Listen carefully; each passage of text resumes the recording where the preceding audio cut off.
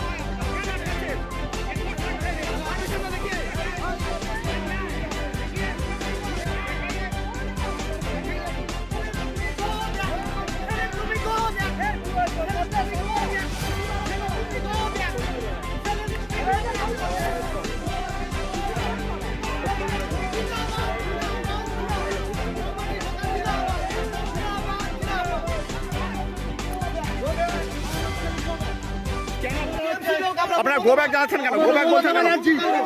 আমরা মমতা ব্যানার্জি লোক go back slogan দিচ্ছেন কেন?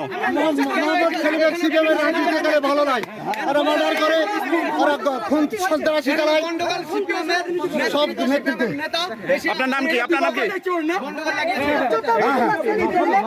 কিসের মার খাবে? কিসের মার খাবে? কিসের মার খাবে? এই খবরদার!